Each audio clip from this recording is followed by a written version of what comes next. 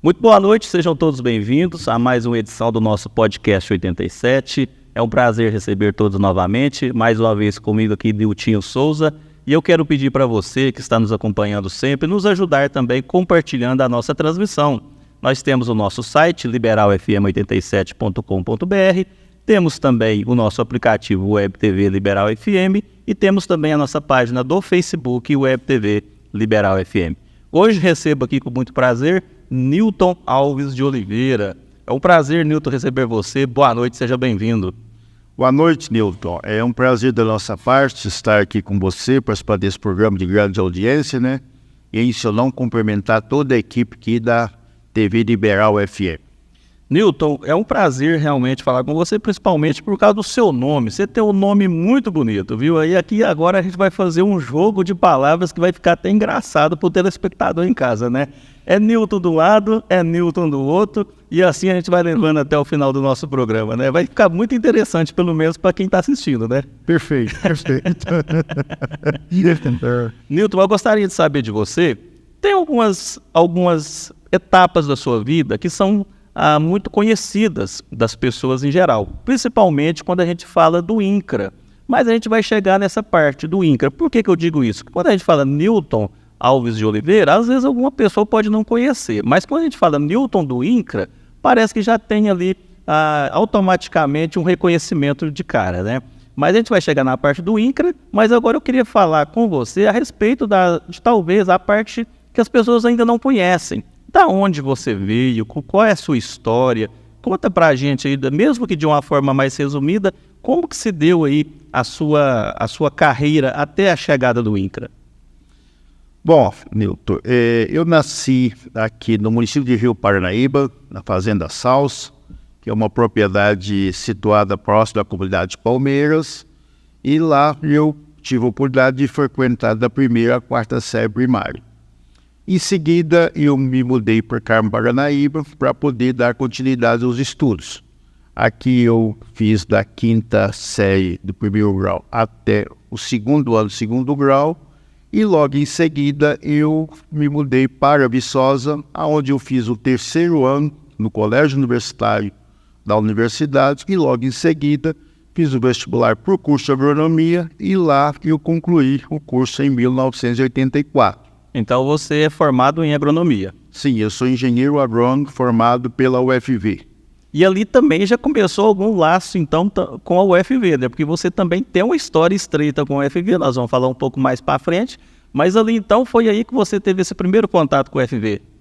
Veja bem, quando eu ingressei na UFV, no curso superior, em 1979, nós passamos por um momento de turbulência na universidade, que foi uma paralisação naquela época, que o movimento estudantil era muito intenso, e essa paralisação demorou quase que um ano. Então nós ficamos praticamente um ano sem poder estudar. E decorrido mais 2 anos, eu passei a me envolver mais de perto com o movimento estudantil. E em 1982 eu vi a ser eleito presidente do Diretório Central dos Estudantes da Universidade Federal de Viçosa, onde eu estive à frente por um ano. No ano seguinte, 1983, eu fui eleito também para representar o corpo discente na estrutura da universidade, que foi o colégio universitário, que é, digamos assim, dentro da instituição, é o colégio de decisão mais graduado que a instituição tem. E nesse contexto, eu tive a oportunidade não só de exercitar a defesa do corpo discente, mas também de aproximar muito da direção da universidade. E aí nasceu essa estreita ligação, que além de graduado pela UFV, mas também por participar do processo administrativo da universidade, como membro dos seus colegiados e como representante dos estudantes perante a reitoria da universidade.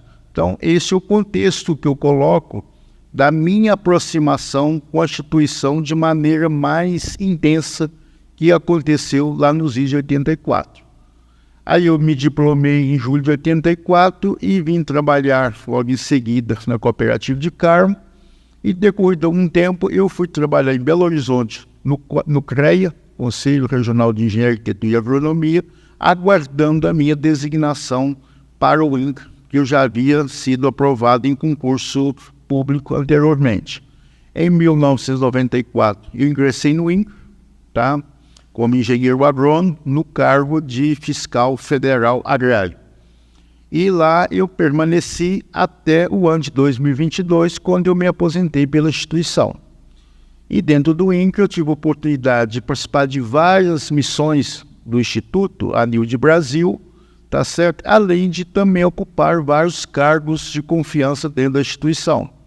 Eu fui chefe da divisão de obtenção de terras por um longo período, por mais de 6 anos. Fui superintendente regional substituto quase 5 anos, tá certo? E foi a oportunidade que eu estive de conhecer um pouco mais a estrutura do órgão e com isso também poder aproximar das instituições e de uma delas a nossa UFV, que possibilitou a gente discutir a vinda dela para a nossa cidade de Rio Paranaíba. Nilton, o INCRA, às vezes as pessoas têm uma facilidade de reconhecer o nome, mas a função, aquilo que o INCRA faz, às vezes as pessoas não têm muita noção do que é. O que é exatamente o que o INCRA faz? Qual que é a missão dele? Nilton, o INCRA é o órgão federal responsável pelo cadastramento das terras a nível de Brasil. Da mesma maneira que a gente tem o nosso CPF junto à Receita Federal, as terras também precisam ser cadastradas no INCRA para ter um código chamado CCIR.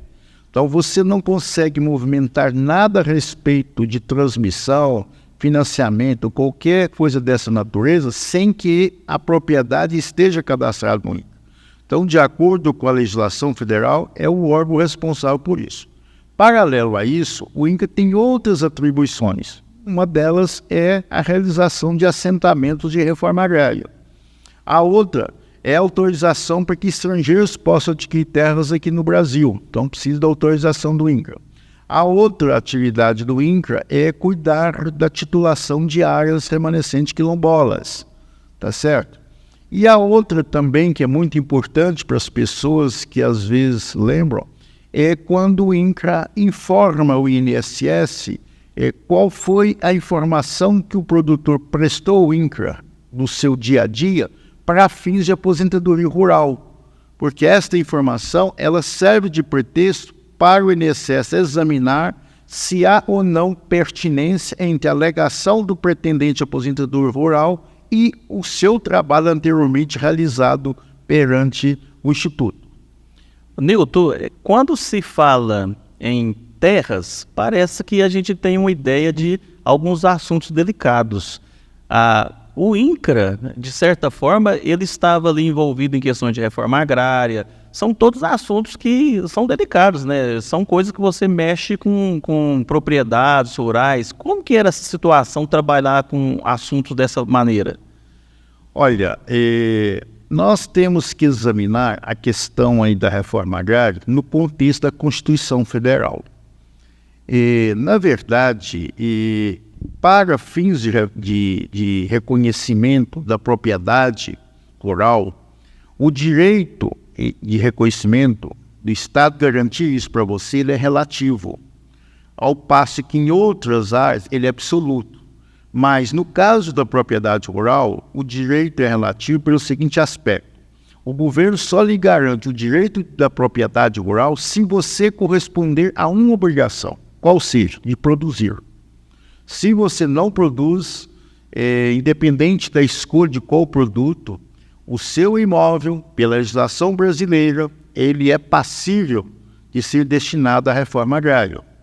Nós temos aqui na nossa região um belo exemplo, que foi o segundo projeto de assentamento criado pelo INCRA no estado de Minas Gerais, em 1973, que foi o PADAP, que é o projeto de assentamento dirigido ao Alto Paranaíba, abrigando os municípios de Rio, Paranaíba, São Gotardo, Ibiá e Campos Altos, quando foram desapropriados em 1973 60.520 hectares para a constituição desse projeto, e que hoje é um projeto muito interessante porque ele veio trazer para o Brasil uma simbologia muito forte da modernização da agricultura brasileira.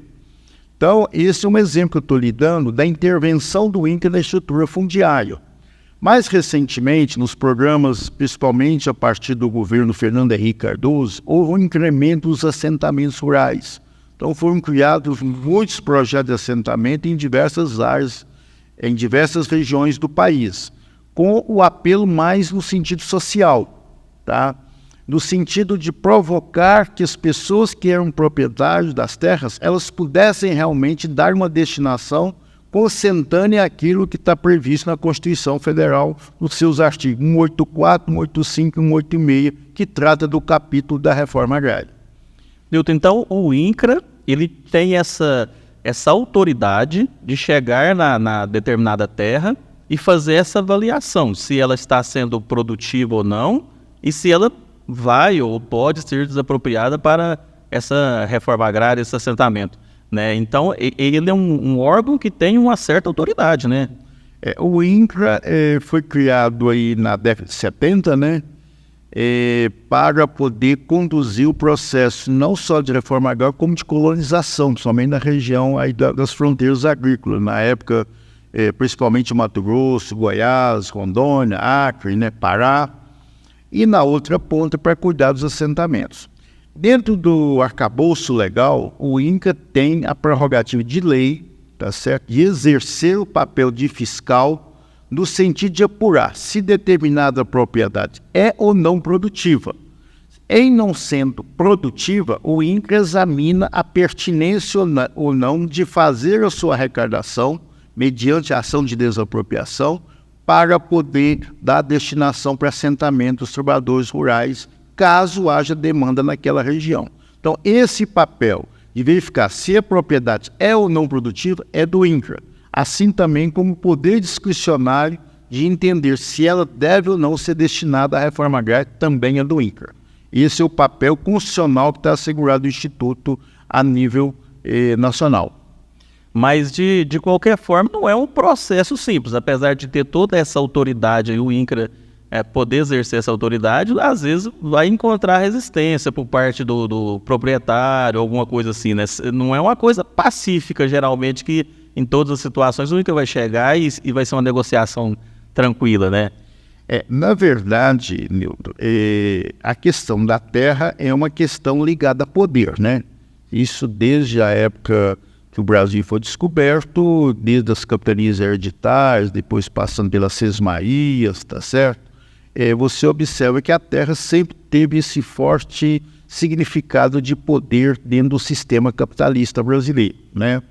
Então, dentro desse assunto, cabe observar alguns detalhes. Primeiro, para poder destinar um determinado área para assentamento de trabalhadores rurais, é necessário autorização do presidente da República. E para fins de reforma agrária, a única pessoa que pode decretar um imóvel de interesse social para fins de reforma agrária é o presidente da República ou aquele que estiver no exercício da presidência como seu vice-presidente. Porque nós temos outras modalidades de apropriação, como de utilidade pública, passagem de uma estrada, de um asfalto, ou passagem de uma linha de transmissão rural, ou seja, urbana, mas para a reforma agrária é privativo do presidente da República. Então, o que acontece? Quando você tem regiões que há demandas, porque você tem ali pessoas que realmente precisam da terra para produzir, e o INCRA exercendo o papel de fiscal e encontrando esta terra que pode ser aproveitada para assentamento, cabe ao INCRA esse papel de realizar esse trabalho, de propor ao presidente da República o pedido de autorização presidencial para promover a desapropriação. Nós só podemos promover a desapropriação se o presidente decretar. E o decreto é que autoriza o INCRA a fazer a desapropriação da propriedade para destinar para a reforma agrária. Tá certo? Realmente você, observando pela imprensa, nota-se que o processo ele é um pouco conturbado. Muitas pessoas acham, por exemplo, que o assentado recebe a terra de maneira gratuita. Não, ele não recebe a terra de maneira gratuita.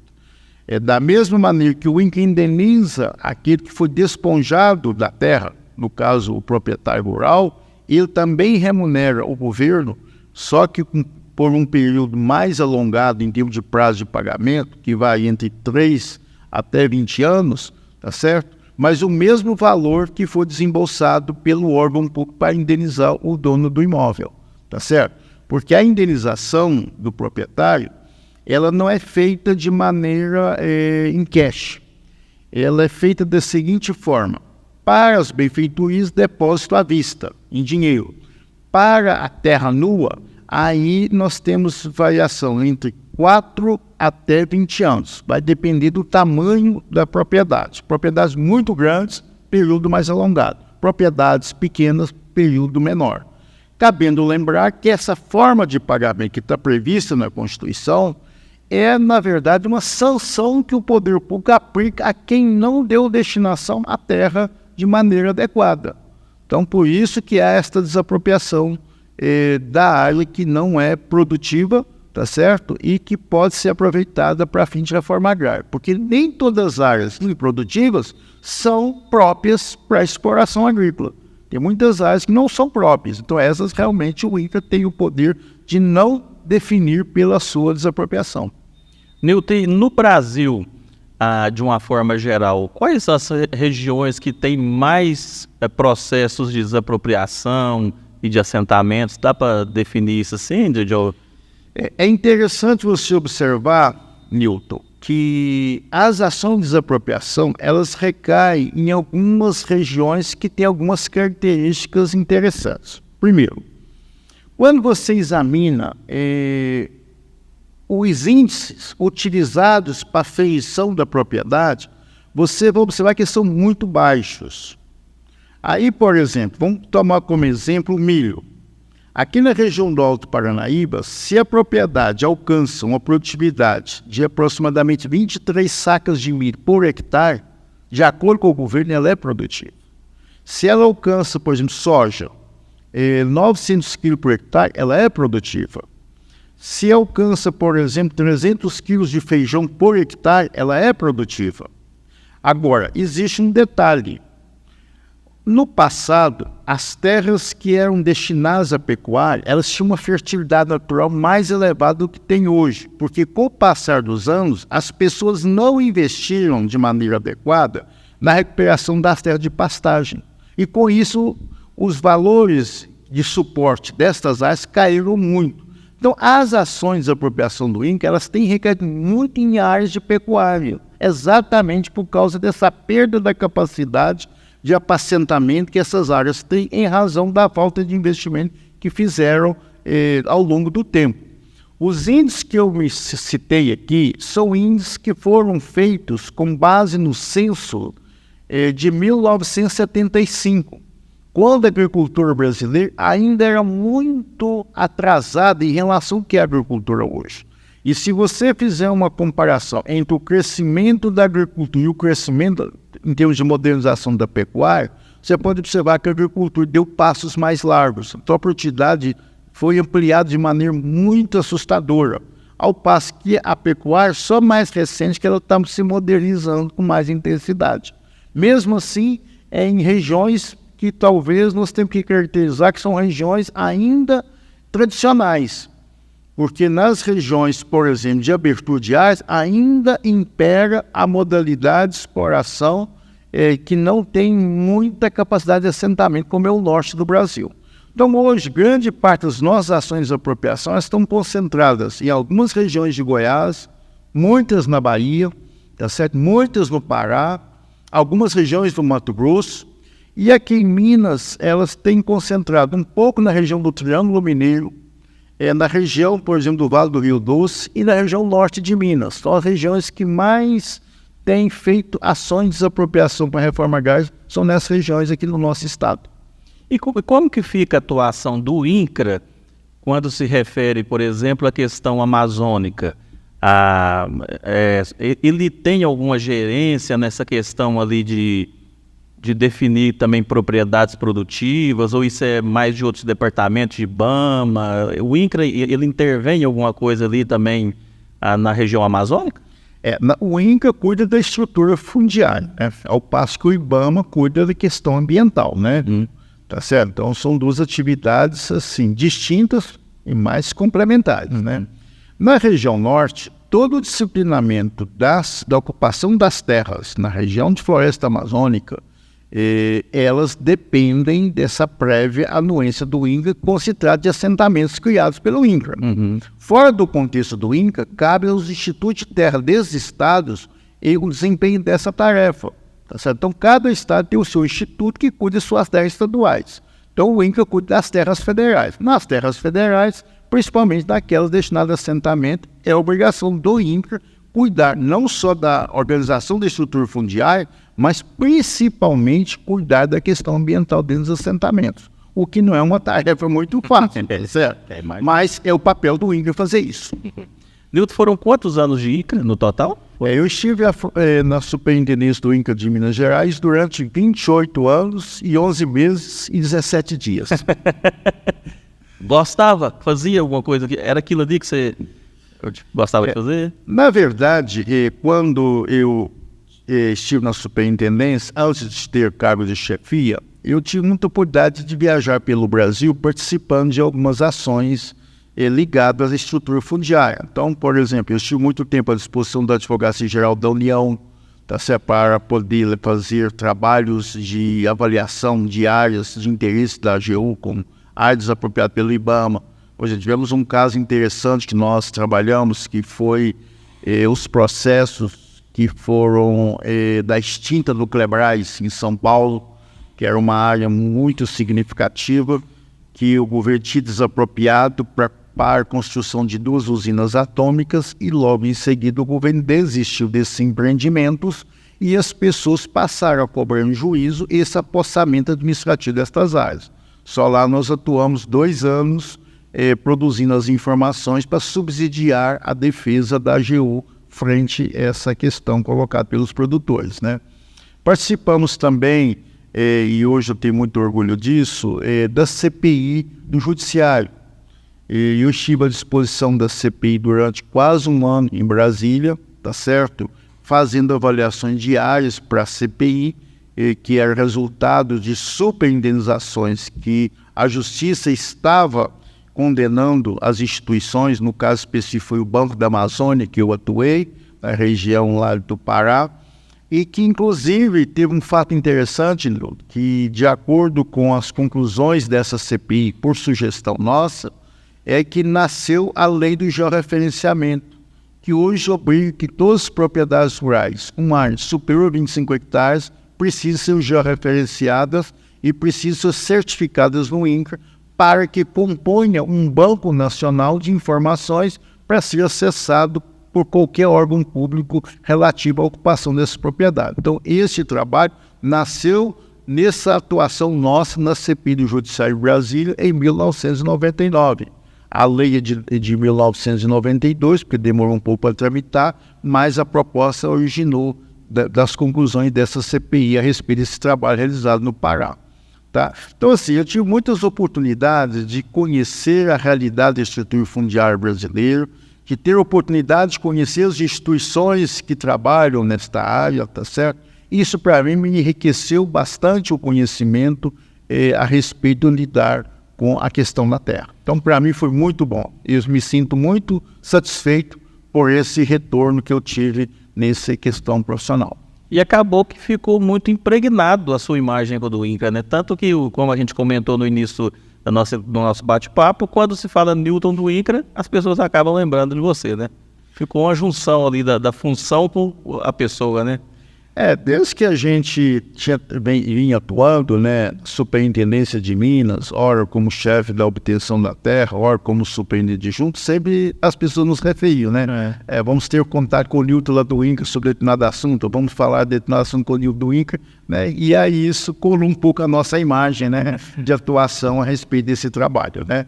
Mas é com muito orgulho, com muita satisfação que eu carrego esse sobrenome INCRA, porque ele me trouxe muita experiência, muita expertise e muito conhecimento para a minha vida pessoal e para a minha vida profissional. Então, eu tenho muito orgulho disso. É isso aí, você está acompanhando esse bate-papo com o Newton Alves de Oliveira. A gente vai para um breve intervalo e volta rapidinho. Fica aí.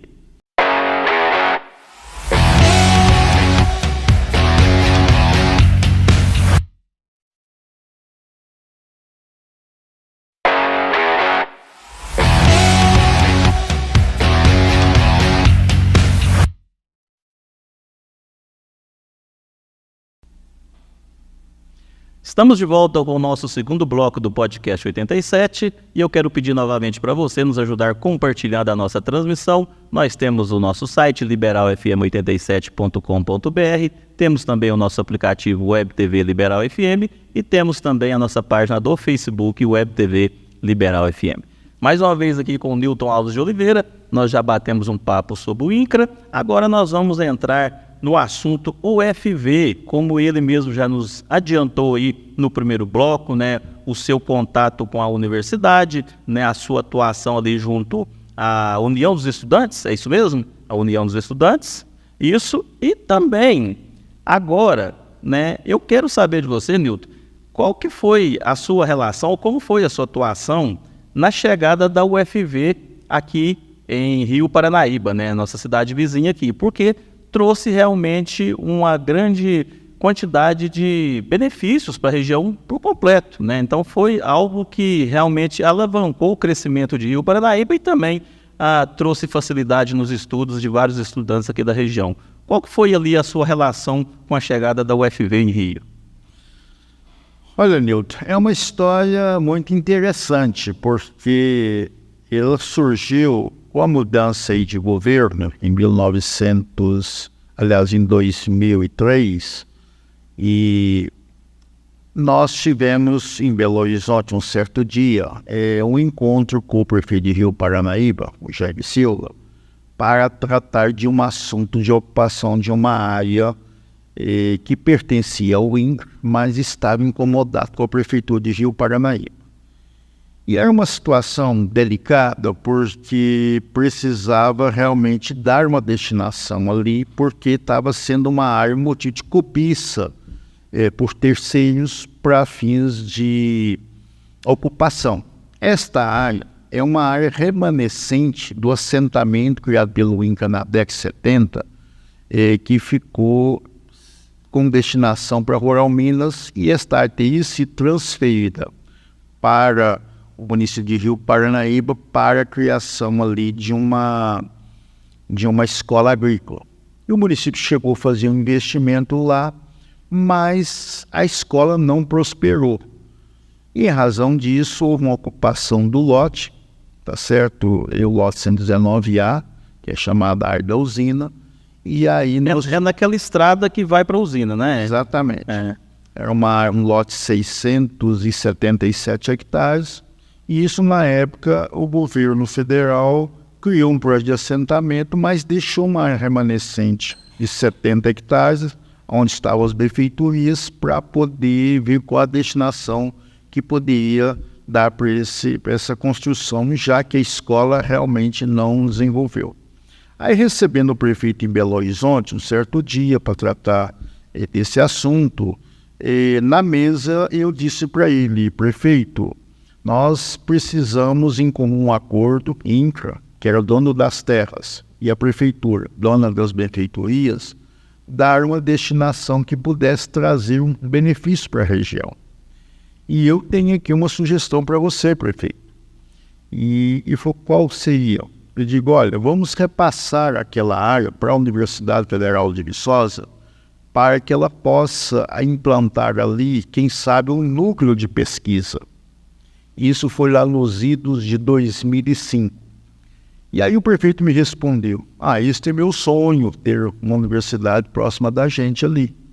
Tá certo? Falei: olha, se você tiver de acordo, quanto à abertura junto à universidade, eu poderia fazer sem a menor dificuldade, porque eu tenho um relacionamento muito próximo com a universidade, não só porque eu sou egresso da instituição, mas a gente tem contatos frequentes em ações conjuntas que o INCRA e a UFV desenvolvem em alguns assentamentos. Eu falei, perfeito. Eu falei, então você me dá a liberdade, eu vou marcar a reunião em Viçosa e nós iremos juntos para tratar desse assunto. Isso foi no início de 2005.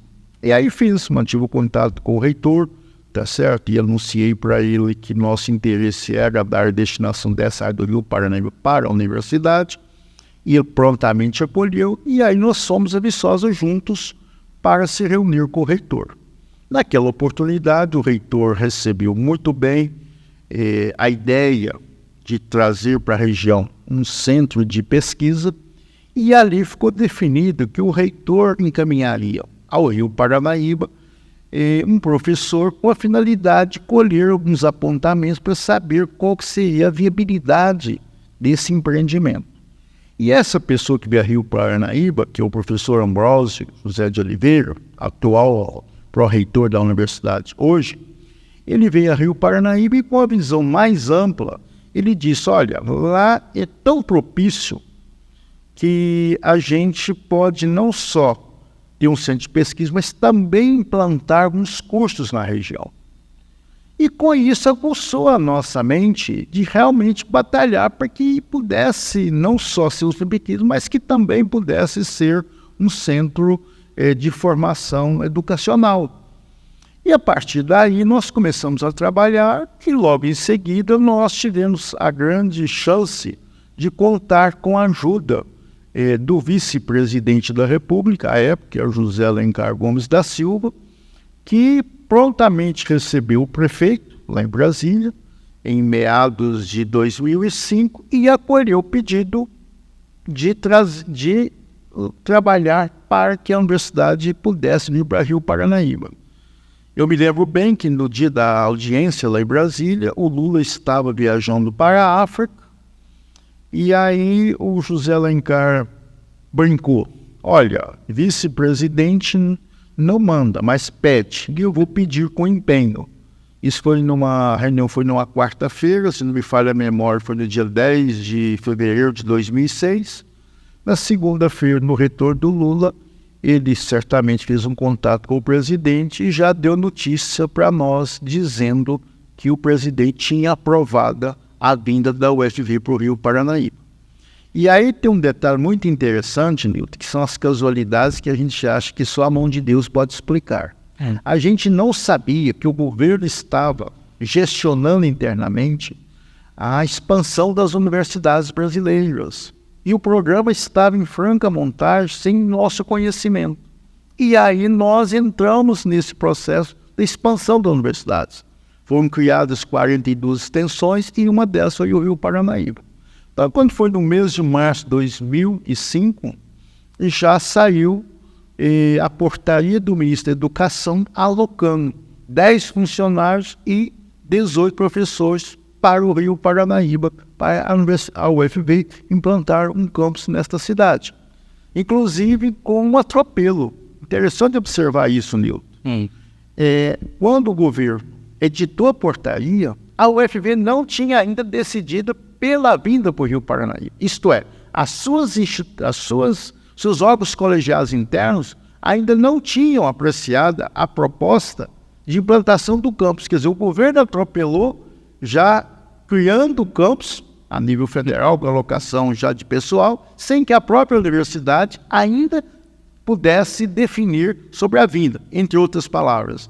Feriu até a própria autonomia universitária que a universidade tem de decidir ou não o que é o melhor para ela, né?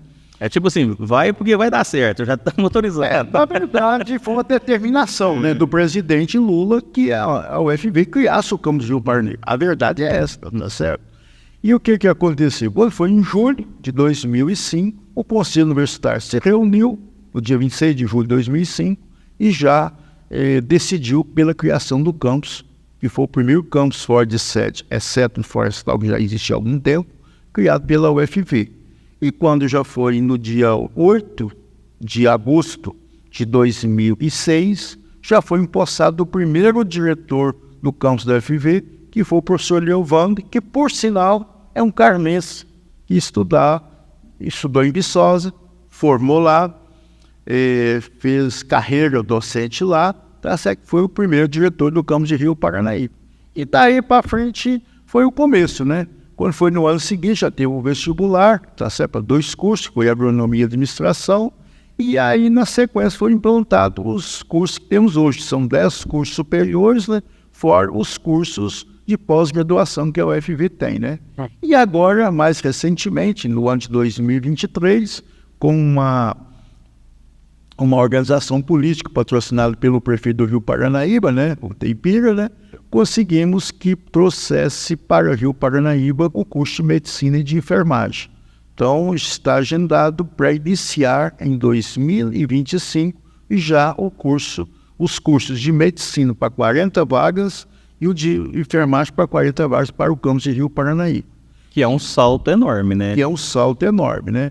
Então, eu fiz assim, um passeio muito rápido para te contar um pouquinho da história, embora tenha muitos detalhes aí nesse meio da história, mas para dizer o seguinte, o Rio Paranaíba e a região inteira foi muito bem premiada, trazendo para cá uma instituição da solidez, do conhecimento que a UFV tem.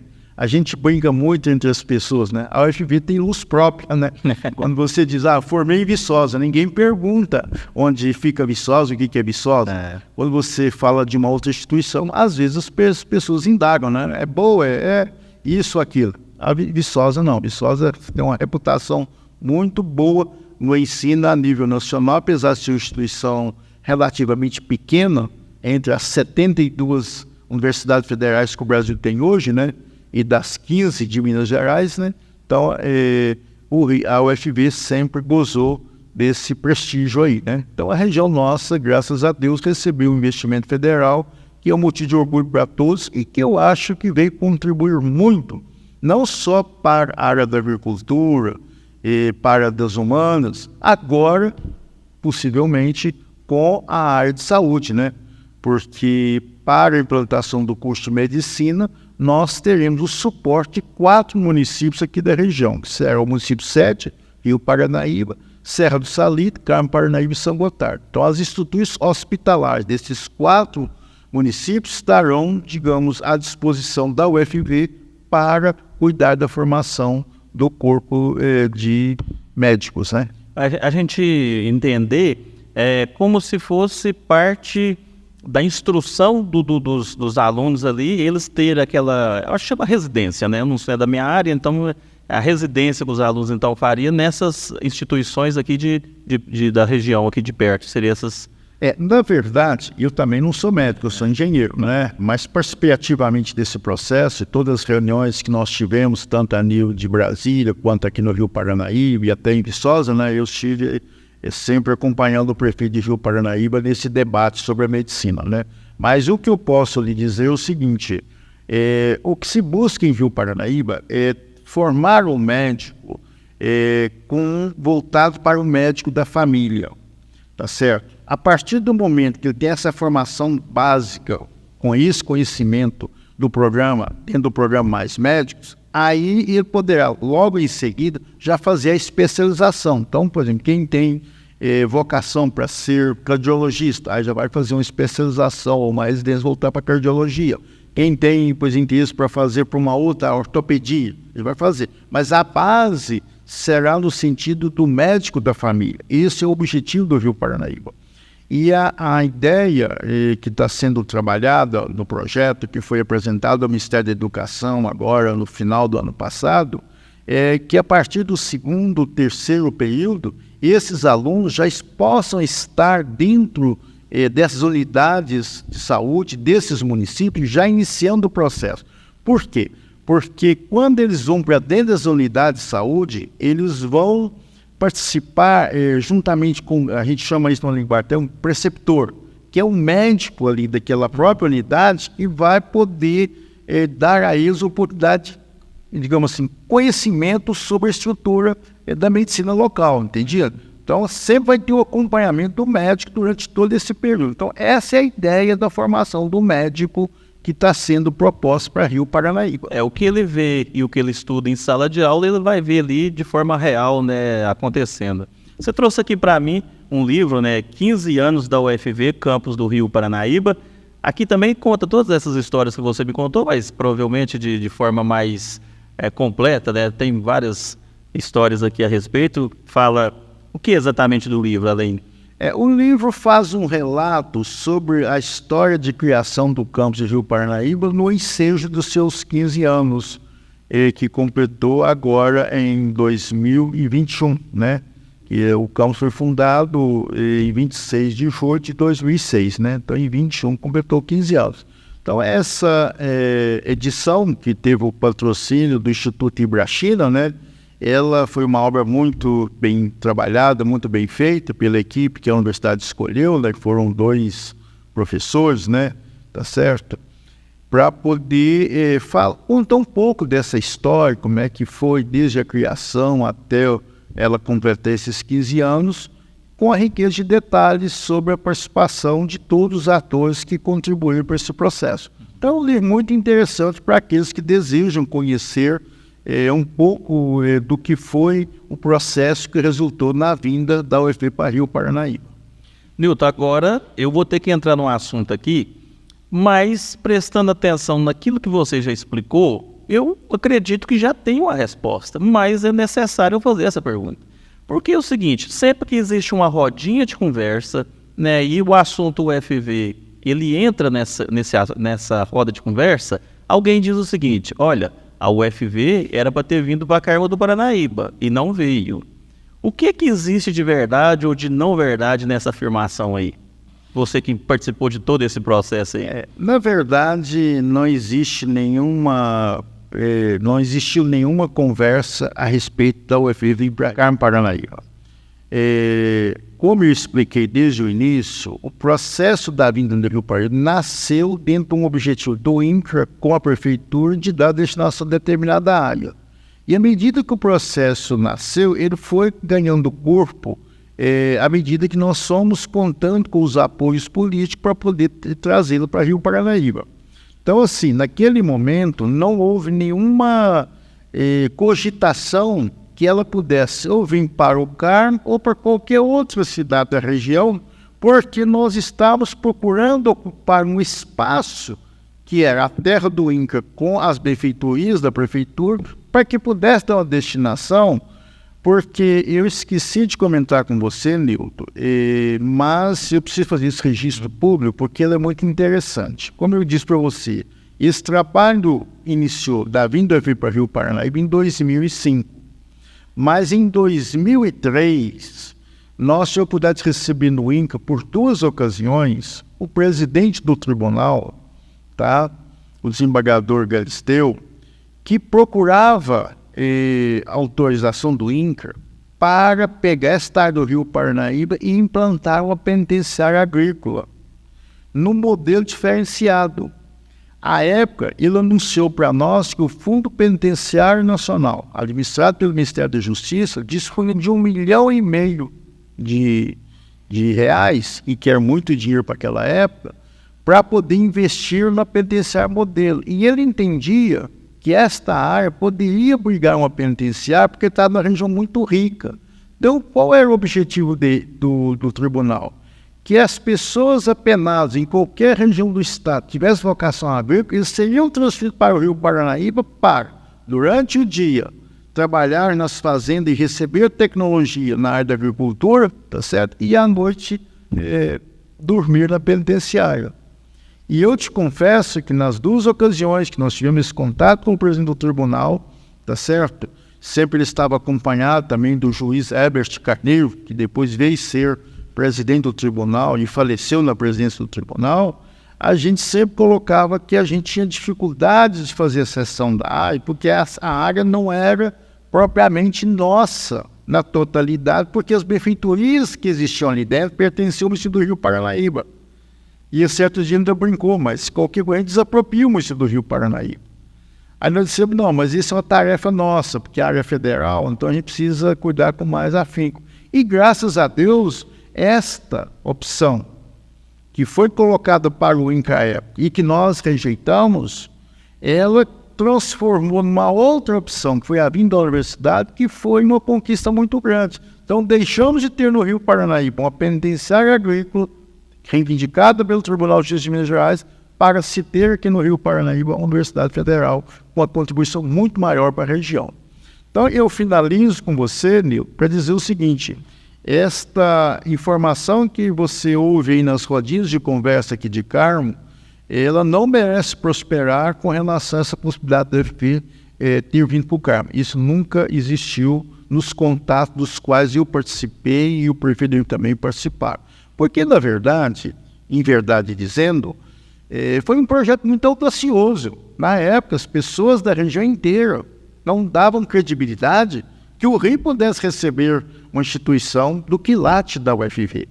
E com isso o projeto andou, e quando acordaram, o projeto estava pronto. Nem a própria universidade, como eu citei anteriormente, talvez imaginasse que o processo andaria na velocidade que andou, a ponto dela realmente ter que vir para o Rio Paranaíba, porque ela tinha uma outra ideia. Ela pensava em ir para Manhuaçu e não para o Rio Paranaíba, tá certo? Porque é muito mais próximo, o Rio Paranaíba é muito mais distante, daqui a Viçosa são 650 quilômetros aproximadamente, então ficava um negócio um pouco complicado para a questão da administração na ótica deles, né? Então, assim, o Rio Paranaíba teve uma sorte, vamos dizer de outra forma, tem uma mão de Deus que ajudou que ela veio para o Rio Paranaíba, tá certo? Mas nunca teve essa conversa do Carmo. Pois é, conhecendo agora a história como você contou, agora é fácil da gente entender. Porque foi uma questão de oportunidade, né, de toda uma história que era cheia de detalhes que dava certo para acontecer lá, né? Então é diferente, às vezes, de uma pessoa questionar se um prefeito A, B ou C estava atrás da instalação de uma universidade numa cidade, ou disputando com a outra cidade uma instalação da universidade, né? Então, quando você entende o contexto geral de como que aconteceu a sua chegada ali em Rio Paranaíba, a gente então entende que realmente era para ter sido ali. E foi um presente realmente que a cidade recebeu e fez com que a cidade também prosperasse, né, Nilton? Aí, Rio Paranaíba hoje é outra coisa, né? A cidade do Rio cresceu muito, tá certo? E é uma cidade que chama muita atenção por um fato. É um povo muito acolhedor, tá certo? Então, os estudantes que vêm para Rio Paranaíba, eles se sentem em casa. Não só por esse fato, mas como também é uma cidade com baixos índices, né, de criminalidade, né? Então, isso mostra também um pouco de tranquilidade para o estudante ali, digamos, morar e viver, enfim, buscar sua formação acadêmica, né? Então, hoje o Rio, com essa questão agora que está sendo trabalhada, que é a implantação do curso de medicina, é uma cidade com uma chance de crescimento mais vigoroso do que teve até agora, com certeza, tá certo?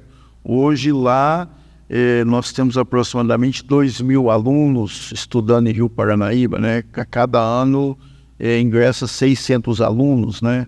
Tá certo? E eu acho que brevemente, talvez no final desse mandato do presidente Lula, tem chance desse número subir bastante, né? Já vai subir com a medicina, mais 80, né? Entre medicina e enfermagem, né?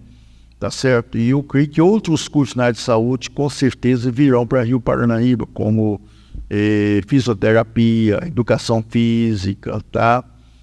São cursos que psicologia, né? São cursos que estão pensando, além também da reivindicação que tem, que é a vinda do curso de Direito para Rio Paranaíba, que eu acho que não está muito longe de acontecer, né? Então, assim, é possível, então, Direito lá? Não, sim, é o curso que parece-me que internamente é o mais demandado, que digamos assim, entre os membros lá do colegiado da UFV, é o curso de Direito, tá certo? Tá? Então eu acho que ele será, inclusive, palco de reivindicações aí brevemente para instalações no Paranaíba, tá certo? Agora, um detalhe relevante da medicina, viu, Nilton, que é bom dizer, é o seguinte: dentro do projeto de ampliação das vagas a nível de Brasil, o governo federal aquinou Minas Gerais com 120 vagas dentro do programa de Mais Médicos. O Rio Paranaíba está pegando 40, parece-me que Viçosa está ampliando mais 10 para 50 e sobrar 70 vagas para subir para as outras instituições. E aí, além disso aí, o Ministério bloqueou aqui na região a criação de outros cursos de medicina por outras instituições. Só vão preservar os que têm, tá certo? Então não serão criados mais cursos de medicina aqui na região do Triângulo Mineiro e Alto Paranaíba, excetuando o que já será o da UFV do Rio Paranaíba. Tá certo? Newton, qual que é a sua relação hoje com o UFV? Eu sei que você ainda tem uma estreita relação ainda lá, né? Você frequenta lá, como que é? Não, na verdade, que a gente que é prato da casa, a gente sempre mantém aquela relação umbilical, né, de gratidão, tá certo? E de respeito, tudo, né? Mas eu não tenho nenhuma relação funcional com a universidade, não tenho.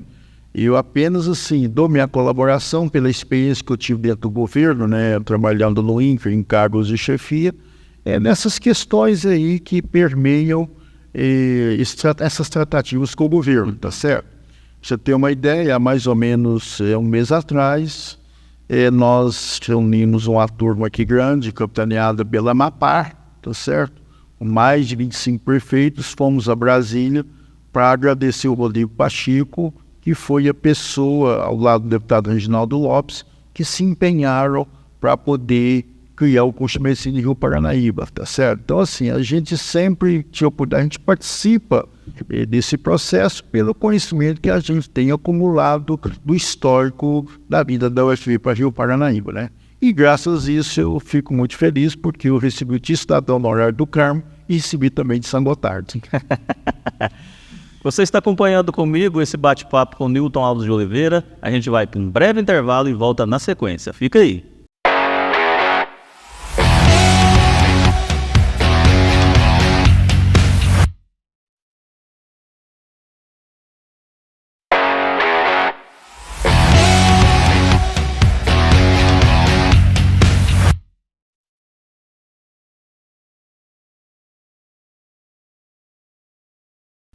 Estamos de volta com o nosso terceiro bloco do podcast 87. Mais uma vez, claro, eu peço para você nos ajudar aí compartilhando a nossa transmissão. Nós temos o nosso site liberalfm87.com.br, temos também o aplicativo Web TV Liberal FM e temos também a nossa página do Facebook Web TV Liberal FM. Mais uma vez aqui com Newton Alves de Oliveira, nós já falamos sobre INCRA, já falamos sobre UFV. Agora eu quero falar com você, Newton, a respeito de um outro assunto que eu vejo que você tem um trânsito muito bom também, que é a política. Porém, às vezes a gente tem a impressão de que você trabalha nos bastidores, né? A gente não vê tanto o Newton Alves de Oliveira na frente de negociações, né, de certas formas. Eu vejo muito você... quando acontece, por exemplo, como você bem disse no nosso segundo bloco, quando teve uma comitiva de prefeitos da Amapar, quando foi a Brasília, né, você sempre está lá com a comitiva. Então a gente vê que você está sempre ali ligado de alguma forma à política. Me conta aí, como que é a sua atuação e o seu interesse pela política?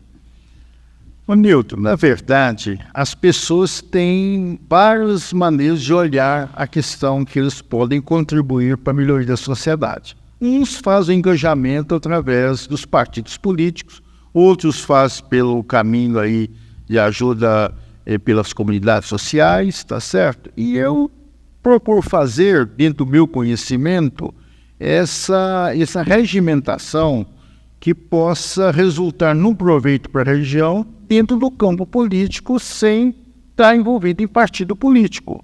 Então, a minha atuação é mais uma atuação, como você mesmo definiu, de bastidores, tá certo? Então, se nós temos algumas ideias que são interessantes para a região, vamos trabalhar por elas. A gente não pode ficar pensando que a gente vai deixar que isso seja motivo porque fulano está no poder, o segundo poder, o que fulano quer, o ciclano não quer, que a gente não deixa de lutar por isso, tá certo? Eu acho muito importante que a gente possa fazer esse trabalho de bastidores para que a gente possa trazer para a região da gente as melhorias que a gente precisa, tá certo? Veja bem, agora recentemente eu estava em Brasília, nessas reuniões lá com, você mesmo mencionou, da Amapar, e eu estive com o prefeito de Matutina. E lá, conversando com ele a respeito das obras do PAC aqui de Minas Gerais, E nós observamos, por exemplo, que a região nossa foi contemplada com 2 obras interessantes no eixo rodoviário, que é a proposta de duplicação de Patos até Patrocínio, no PAC, e também a pavimentação de Coromandel até Patos de Minas. Aí eu disse para o prefeito de Matutina, o Gilberto, Gilberto, mas por que a gente não completou, digamos, o itinerário do trecho da BR-352, né? Que é a BR que sai de Pará de Minas, passa em Paineiros, passa no Céu da Baité, Matutina, Arapuá. Aqui em Arapuá ela coincide com a 354, depois ela prossegue Patos, Patrocínio um pouquinho, entra na Rocinha, Coromandel, Goiânia. Por que esse trecho não foi colocado? E aí ele veio e me disse, Nilton, eu não tinha informação que esse trecho era federal. Para mim esse trecho era estadual. Em parte assiste razão ao Gilberto pensar assim, porque o trecho compreendido entre Arapuá e Tiros realmente é um trecho que foi estadualizado. Na época, se não me falha a memória, do governador Newton Cardoso, para abrir a possibilidade de ser pavimentada. Inclusive chegou a iniciar a obra desse pequeno trecho dela. Mas, do outro trecho de Tiros, passando pela Espinha até Céu da Baité, é uma estrada federal planejada, ainda que não implantada, mas não pertence ao governo do estado, pertence ao governo federal. Colocando esse assunto para o Gilberto, que para ele foi uma novidade, o que aconteceu? Nós tivemos a oportunidade de reunir logo em seguida com o engenheiro do DENIT em Patos de Minas, para poder deixar isso bem esclarecido, e o passo seguinte foi levar essa reivindicação para que a estrada entre Cedro do Baité, Matutina e a BR-352 pudesse ser incorporada ao projeto do PAC. Tá certo? Hoje estamos aguardando essa manifestação que foi encaminhada através do nosso presidente do Congresso, Rodrigo Pacheco, para que ele levasse essa iniciativa até o DENIT. Então estamos aguardando essa manifestação dele para poder trazer uma melhoria. Quem vai para Belo Horizonte passando pelo trecho da 352, ou seja, Matutina, Cedro do Baité, Abaité, Paineiras e Pará de Minas, ele tem uma redução significativa na distância do percurso daqui a Belo Horizonte, além do fato de não pagar pedágio, como ele está aí pagando hoje pela 262. Aí eu dei um pequeno exemplo, que essas questões que muitas vezes passam largo e despercebidas pelas pessoas, a gente procura levantar isso para provocar essa melhoria que traz uma contribuição muito grande para o desenvolvimento regional. Então isso é o papel nosso, tá certo? É de tentar trazer essas ideias, e eu gosto muito disso ao longo do tempo que eu atuei no INCRA, e tá certo? Eu fiz esse papel e eu gosto muito de trabalhar dessa maneira, independentemente de não ter nenhum cargo político sufragado por eleições. E você atua juntamente com os prefeitos aqui da nossa região de uma maneira muito colaborativa, né? Não é só aqui em Carmo que você reside oficialmente em Carmo, né? E sim, tem propriedades em Carmo e Rio Paranaíba, mas de uma maneira geral você atua junto aos prefeitos de todas as cidades aqui mais de perto? Você viabiliza alguma coisa assim de reuniões para todos os prefeitos que precisam? Sempre que a gente tem a oportunidade de ter esse contato, a gente aproxima das pessoas. Na medida que se aproxima, muitas questões são colocadas que você tem como fazer encaminhamento delas, em termos de sugestão ou até mesmo de participação dentro do governo, a gente trabalha nesse sentido. Então, hoje, por exemplo, eu estava conversando com o prefeito da Serra do Salitre, né? A respeito desta obra aqui nossa, e aí nós estávamos falando de outros assuntos de interesse lá da região. Por exemplo, ele hoje tem lá dentro da sua carteira de investimentos a criação de um centro de convenção em Serra do Salitre para 1.000 pessoas que a mineradora lá está presenteando para ele.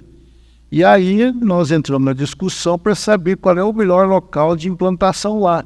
E eu fui dar sugestões e me pareceu bem acolhidas. ao tempo também que eu manifestei para ele que Serra do Salitre já era o tempo de ter o seu campo de pouso. Por quê? Porque é uma região que está recebendo muitos investimentos em razão da exploração lá do minério. Inclusive, para você ter uma ideia, Nilton, a fábrica lá da Eurochem está para ser inaugurada agora, março, abril, está até prevista a possibilidade do presidente da República vir à Serra do Salitre para participar dessa inauguração. Então, assim, esses investimentos que você traz para a região, eles são muito importantes porque eles promovem o desenvolvimento. Veja bem, um campo de pouso não é só para as pessoas que queiram descer, mas você tem um suporte para a aviação agrícola, que é muito interessante para quem, por exemplo, precisa de fazer pulverizações aéreas das suas lavouras em algum momento de chuva, tá certo? Para facilitar o deslocamento, tá certo? Quer dizer, você tem todo um processo que ele ajuda você a estruturar a região em termos de infraestrutura para que a região possa cada vez crescer mais, tá certo? E isso é muito importante. E por isso que eu gosto muito de estar participando. Mergulhei de corpo e alma aqui na estrada de Carmo e Serra do Salitre, porque eu acho que é uma estrada que é muito interessante para o município do Carmo, porque vai encurtar significativamente a distância entre Carmo e Uberaba, Carmo Araxá, Carmo Patrocínio, Carmo Berlandes, quer dizer, vai facilitar muito o escoamento da produção, tá certo? E a chegada de mercadorias, principalmente agora em Serra do Salitre, nós vamos ter o adubo lá, né? Produzido em Serra do Salitre, então estamos chegando no Carmo. Isso representa, em termos de custo, um valor muito grande para aqueles que consomem o produto. Então, nesse sentido, acho que essa estrada ela é de suma importância. E se alguém não agarrar na bandeira disso, correr atrás, conversar com um, conversar com outro, tá certo? Para poder as coisas acontecer, elas nunca saem do papel. A estrada Serra do Salitre, hoje, graças a Deus, o projeto está praticamente finalizado. Está aguardando tão somente a questão do recurso financeiro que está prometido naquele caso da negociação da indenização lá de Mariana, para ser alocado aqui para atendimento dessa obra. Muito embora nos últimos dias, né, tenha saído aí os rumores de que talvez esse recurso vá para o governo federal em razão aí da renegociação da dívida do governo do estado com o governo federal, que objetou os investimentos anteriormente na estrada, né? Então, nós estamos aí nessa encruzilhada, mas eu tenho certeza absoluta que mais hoje ou mais amanhã essa estrada ficará pronta. Essa estrada já é um sonho a longo prazo, né? Tanto das pessoas que moram na cidade, quanto das pessoas que moram ao longo dessa estrada, né? Será possível, então, que a gente vai ver essa estrada concluída, pavimentada? Com certeza nós vamos ver essa estrada pavimentada, você pode ter certeza disso, tá? Você pode demorar um pouquinho mais, um pouquinho menos, mas tem uma coisa, Nilton, que eu sempre aprendi isso no exercício do INCRA, que eu levei para a minha vida pessoal. É quando você tem uma determinada reivindicação e ela torna emblemática. Ou seja, hoje qualquer um político que vier à Câmara do Paraná e pedir votos, não tem como ele deixar de falar sobre o interesse, entendido, e a necessidade de pavimentação dessa estrada de Carmo Serra do Salitre. Quer dizer, tornou uma obra emblemática para o município. Se torna uma bandeira de... Exatamente, ela se torna uma bandeira. Então, quando você transforma isso em bandeira, tá certo? Pode ser que atrase um pouquinho tudo. Eu me lembro bem que quando foi pavimentar a estrada que liga Paracatu ao Naí, o processo em si demorou 11 anos. E veja bem, são duas cidades polos, Paracatu e Naí, tá certo? A nossa aqui, nós estamos agora lutando, tem o quê? 3, 4 anos, tá certo? E eu tenho certeza que provavelmente antes do findar desse governo, essa estrada já esteja concluída. Esta é a minha grande aposta, tá? Coisa boa, notícia boa. Nilton, outra coisa, esse trânsito que você tem aí, principalmente também em Brasília, né? Isso se deve à sua época do INCRA, a sua atuação junto a esse órgão que te aproximou ali vamos dizer assim, das autoridades, ali dos gestores, se deve a isso? Na verdade, a cada dia um tijolinho na construção, né? Então, cada dia você constrói pontes, né? Cada dia você conhece pessoas, cada dia você conhece, digamos, novas oportunidades e você está abrindo, né, as portas para poder você, digamos, encaminhar suas reivindicações. Então, assim, são portas que você, na medida do possível, você vai construindo para que você consiga realmente encaminhar as demandas, tá certo? E isso, obviamente, que iniciou desde a época do INCRA, porque como eu era o superintendente substituto, isso me dá a oportunidade de estar muito relacionado com o atendimento de demandas que vinham para o órgão. E de lá para cá eu mantive isso ativo, né? Tá certo? Mesmo hoje estando aposentado, eu continuo ainda me dedicando a essa aproximação, porque eu acho que a região nossa sempre merece ter esse apoio, de ter essa iniciativa e de ter essa construção, tá certo? Eu gosto muito de Carmo, é uma cidade maravilhosa, tá certo? Desde que eu estudei aqui, tá certo? Eu tenho o maior carinho pela cidade, tá certo? Tudo que eu puder ajudar, eu estou pronto a ajudar, assim como eu tenho feito dentro aí dos meus parcos, digamos assim, força, né? O Rio Paranaíba, né? Newton, mas você quer continuar dessa forma apenas nos bastidores, ou você tem alguma pretensão, às vezes futuramente, ou às vezes a mais a curto prazo, de estar mais à frente? Vamos dizer assim, disputando algum cargo eletivo, ou isso não te atrai, não tem essa atenção? Não faz parte do meu propósito ingressar na política partidária. Não tenho essa pretensão, certo? A sua contribuição mesmo é... Eu respeito muito aqueles que se juntam às agremiações por ideias, ideologias, tudo, mas este não é, digamos assim, talvez pela experiência que eu tive anteriormente de trabalhar com todos, né? Tá certo? Eu não tenho essa pretensão. Mas cá para nós, convite deve ter aparecido, né? Porque de tantas viagens, né, que você fez com comitivas, ou talvez até com políticos solos, né, justamente nessas intermediações que você fazia, provavelmente deve ter aparecido alguns convites, né? Alguma coisa assim, né? Na verdade, sempre tive aquelas brincadeiras, tudo, mas sempre coloquei de maneira muito honesta, né? Que esse não é o meu propósito, né? O meu propósito é ajudar, na medida do possível, dentro das forças que a gente tem, para poder melhorar o nosso mundo, né? O nosso mundo hoje é um mundo que a gente precisa contribuir para isso. E eu, dentro do meu esforço, estou pronto para contribuir dentro do nosso quadrado, né, para que nossa vida se torne cada vez melhor, né? E você, então, que está dentro desse cenário, que conhece todas essas peculiaridades, então me fala aí de uma forma genérica, né, de uma forma geral, como que você vê as eleições municipais que estão se avizinhando aí? Você acha que vai ter, vamos dizer assim, algumas disputas mais acirradas? Como que você analisa? Tanto parece que proximamente Carmo, Rio e Serra do Salitre, parece que você está mais ligado, né? Existe ali um cenário já montado? Na verdade, as três cidades têm um ponto em comum, né? Nenhum dos atuais mandatários, né, do Executivo podem concorrer cabos eletivos neste pleito de outubro agora. Está encerrando seu Todos terão que ter, digamos, novos postulantes, né, à frente do Executivo, né? Tá certo? O que eu tenho observado é o seguinte, tanto Serra do Salitre quanto Rio Paranaíba e até o próprio Carmo, ainda você não tem uma definição de quem poderia eventualmente se julgar vencedor de um certame.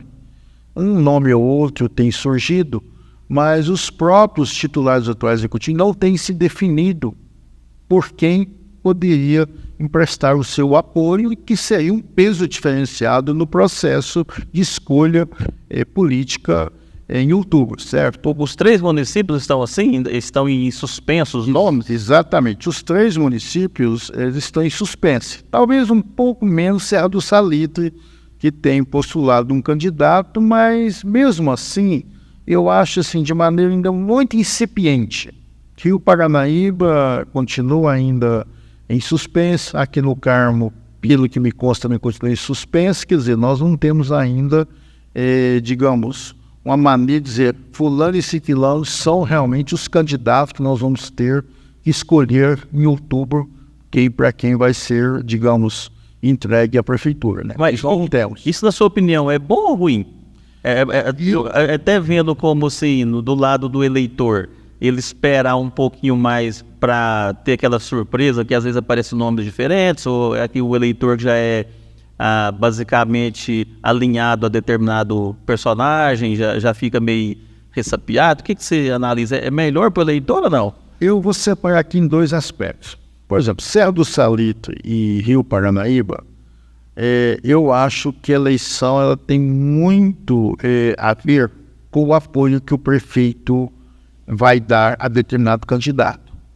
Tá certo? Eu acho que ela não é uma caixinha de surpresas. O Carmo tem se constituído historicamente uma caixinha de surpresas. E o prefeito emprestando o seu apoio aqui a um candidato B não é sinônimo de vitória. Tá? Eu diria, fazendo uma brincadeira, seja você ter o risco de ter muito azarão aqui no processo e se vir a ser eleito. Então o Carmo acho que é um pouquinho diferente. O Carmo tem um lado positivo nisso, porque historicamente você teve aqui uma polarização muito forte, muito superior que você teve em Rio Paranaíba e Serra do Salitre, que foi das velhas UDN e PSD, né? E ao pouco está sendo superado pelas novas gerações, tá?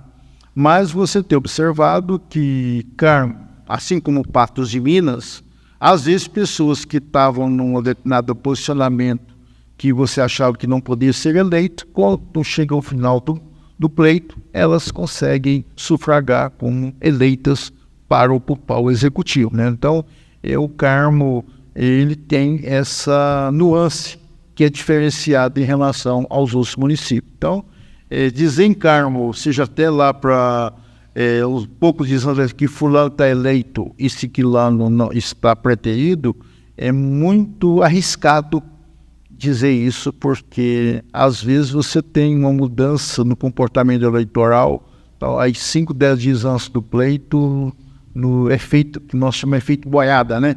Tá certo? Isso aqui é eminente. Agora, nos outros municípios, isso já não se manifesta de maneira tão intensa como o Carmo. Então, assim, esse diferencial, ele tem um peso porque qualquer nome que você colocar, ele tem uma densidade eleitoral, mas não é garantia de que ele será sufragado, tá certo? E graças a Deus, todos esses municípios têm bons donos, né? E não podemos de forma alguma dizer que nós não temos possibilidade de ter a opção de escolher bons prefeitos, né? Eu só queria chamar a atenção, Newton, é que qualquer um dos prefeitos que vier a ser eleito, uma coisa tem que ser muito bem pensada. O prefeito tem que gostar de fazer obras, porque a nossa população carece de muitas obras. Vamos olhar aqui para o contexto regional. Você pega Lagoa Formosa, hoje tem 56 quilômetros de estrada rural asfaltada, uma cidade bem planejada, tá certo? Você pega Rio Paranaíba, hoje tem muitas obras em andamento, além daquelas que foram feitas. Por exemplo, o prefeito dá uma carteira de investimento para pavimentação de quase 40 quilômetros de estrada rural, construindo um hospital de 34 milhões, tá certo? Construindo uma ET lá para poder beneficiar a cidade. Quer dizer, é um prefeito que gosta de obras. Serra do Salitre, na mesma linha, tá certo? Ele tem cuidado da cidade, tá certo? O nosso Carmo, apesar do esforço que a gente observa do prefeito, mas talvez ele não tenha tido a mesma sorte que os demais, porque às vezes muitas obras que o município precisaria de ter aproveitado esse momento que os outros estão aproveitando, porque nós estamos baseados no exemplo dos outros. Nós não estamos fazendo aqui suposições, né? Eu acho que não foram aproveitadas. Eu vejo, por exemplo, ser muito interessante você ter o asfalto daqui até Lagoa dos Estulanos, do Posto Recreio até na Mato Salgado, do asfalto daqui até Água Limpa, tá certo? Sem falar no asfalto que eu considero que é estadual daqui para a Serra do Salitre, né? Tá certo? Tem o contorno do asfalto aqui de Carmo, porque eu acho que deve ser algo ser trabalhado, porque às vezes acontecem imprevistos e que depois o preço é alto. Veja bem, quando caiu aquela ponte lá na BR-365, que todo o trânsito da região de Patos em direção a Patrocínio, Uberlândia, sul de Goiás, ele caiu no Rio Paranaíba. Aquilo estragou muito a estrada de Rio Paranaíba para a Serra do Salitre, que não tinha condições de receber um tráfego tão intenso. Então, por exemplo, se nós tivermos um efeito desse aí, aqui no contexto nosso aqui, se você tiver um trânsito dentro da cidade, você precisa ter um contorno da cidade para poder desviar um pouco o trânsito, tá certo? Outra coisa, o pessoal comenta, por exemplo, que a questão do Estado de Serra do Salitre municipalizar, isso para mim é forte cogitação, não podemos nem pensar nisso, no meu modo de entender. Haja visto o exemplo que nós tivemos daqui, Perquintinos, quando caiu aquela barreira, lembra como foi, digamos, a dificuldade para poder o próprio DR, que tem recurso financeiro, fazer aquele reparo? Quanto tempo demorou, tá certo? Quer dizer, e se a obra for do município? Pior ainda, porque o município não tem. O município não tem esse recurso, não tem capacidade técnica para execução, tá certo? Então, assim, é muito mais complicado. Então, a estrada Campos Serra do Salitre, no meu modo de entender, ela é uma estrada que tem que ser cuidada, tá certo? Construída pelo governo do estado, não pelos dois municípios. Então, esse é um ponto de vista. Então, eu fiz aqui um pequeno passeio sobre algumas melhorias que o CARM precisava de ter apropriado e não ter oportunidade de apropriar. Isso é meu ponto de vista. Às vezes tem pessoas que pensam diferente de mim. Claro. Respeito. Pode dizer que o cenário de pandemia não possibilitou isso, às vezes questões de relação de governo e tal. Mas eu busquei no exemplo das cidades circunvizinhas, tá certo? Que não são mais ricas do que o CARM, não são, que estão em ritmo de crescimento acelerado. E por que disso? É porque eu acho que as pessoas que estão à frente do executivo, eles têm um viés de olhar pelo interesse em realizar obras. Entendi? Essa é a minha colocação, não é crítica a ninguém, não faço crítica a ninguém, mas só uma observação que eu acho que a cidade precisa ter esse olhar. E se a gente não cuidar disso o quanto antes, a gente vai perder espaço, tá certo? Eu vejo hoje São Gotardo, é uma cidade que tem crescido muito, tá certo? É claro, São Gotardo circula muito dinheiro por causa do HF, mas é uma cidade que hoje, eu estava esta semana conversando com uma pessoa lá que representa uma grande empresa aí na área de locação de veículos. Patos de Minas tem 500 veículos locados por essa empresa, São Gotardo tem 220. Olha, veja as proporções em relação às duas cidades, o quanto São Gotardo é uma cidade que realmente tem condição de crescimento que a gente precisa observar isso com cautela. Né?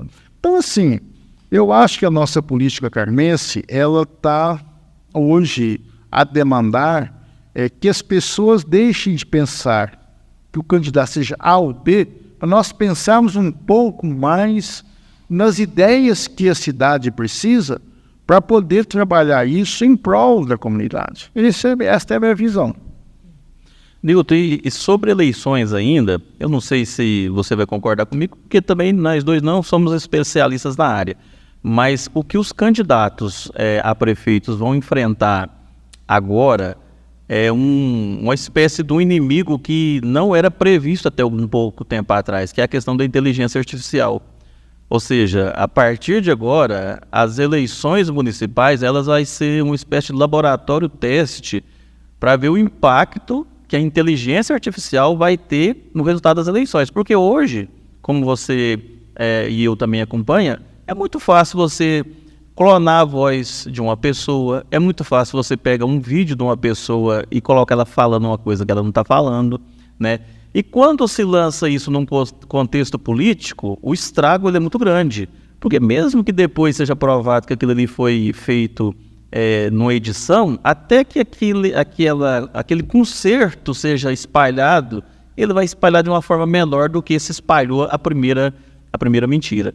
Então, assim, eu vejo também que as eleições municipais vão passar por uma prova de teste muito grande nessa questão. Na verdade, você falou uma coisa muito interessante. Nós tivemos há um tempo atrás o efeito das fake news, né? Que foi muito pernicioso para o processo. E até hoje continua assim, né? Tá certo? E eu acho que a Justiça Eleitoral tem que ficar muito vigilante a isso, tá certo? Para poder coibir qualquer situação dessa natureza. A gente tem observado, por exemplo, que nesse sentido a Justiça tem sido muito presente, Por exemplo, a gente não teve nos últimos pleitos grandes comícios aqui na cidade. Eu acho que isso foi algo muito interessante, tá certo? Eu acho que isso aí tinha que ser substituído por entrevistas, debates, tá certo? Porque aí você pode declarar as ideias e, enfim, você pode, com isso, ter a visão que o candidato oferece para a cidade, tá certo? Agora, você tem razão, realmente a nossa vigilância tem que ser redobrada, não só do ponto de vista do candidato, mas também do eleitor. O eleitor. Porque o eleitor tem que ter um filtro para saber até que ponto ele deve ou não emprestar credibilidade àquela informação antes de julgar como verdadeiro ou falso. E repassar.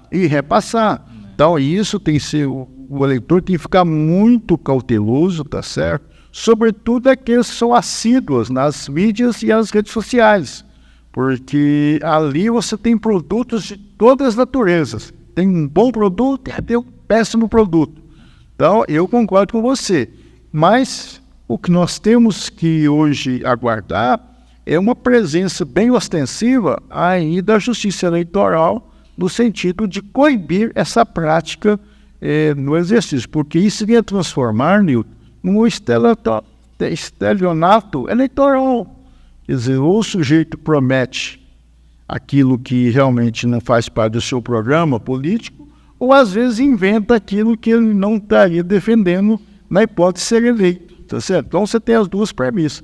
Mas a gente tem que ser confiante na justiça e entender que isso vai ser algo que vai ser tratado no devido tempo e lugar, né? E também a gente aprender a conviver com isso, porque de agora para frente é uma realidade que não vai ser mudada. A inteligência artificial não vai deixar de existir de uma hora para outra.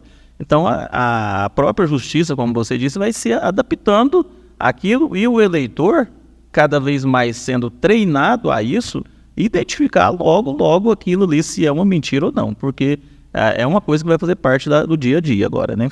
Sempre nós tivemos ao longo da história essas questões de você ter, eu não sei se você se lembra da primeira eleição do Collor com o Lula, lá em 90, parece 92, foi, quando foi colocada aquela questão da filha do Lula, né? Pelo Collor, tudo, e que depois veio confirmar que não tinha nada a ver, quer dizer, e aquilo impactou a eleição naquela época, aquilo impactou a eleição. Então, assim, a gente tem que ficar muito vigilante com relação a esses aspectos para poder não cair no conto do vigário, né? Da informação, achando que a premissa é correta e ela é falsa com relação ao que está sendo anunciado para determinado candidato, né? Então, acho que isso é muito importante, tá? Mas o impacto, ele realmente poderá acontecer, não tenha dúvida disso. Mas vamos tentar minorar ele dentro da nossa comunidade, né? Nilton, eu quero te agradecer demais pela sua presença. Eu sei que se a gente fosse bater um papo aqui mais longo, a gente tem muita coisa para conversar, muita informação que você com certeza tem para nos trazer, né? Mas, por enquanto, eu quero te agradecer demais a sua presença e futuramente aí conto novamente, se for possível, aí com você, com a gente aqui, para a gente continuar, porque tem assuntos aí que a gente não foi tratado, da parte que você gosta muito também de história da região, das famílias, conhecedor aqui das árvores genealógicas das pessoas, né? Isso é uma história à parte, que a gente dá só um podcast disso aí, né? Mas muito obrigado pela sua presença, viu? Eu que agradeço. Muito obrigado. E você que esteve comigo até agora, muito obrigado também pela sua audiência. Lembrando a você que se você quiser rever esse programa, ele fica disponível no nosso canal do YouTube, que também é o Web TV Liberal FM. Muito obrigado pela sua companhia e até o nosso próximo podcast 87.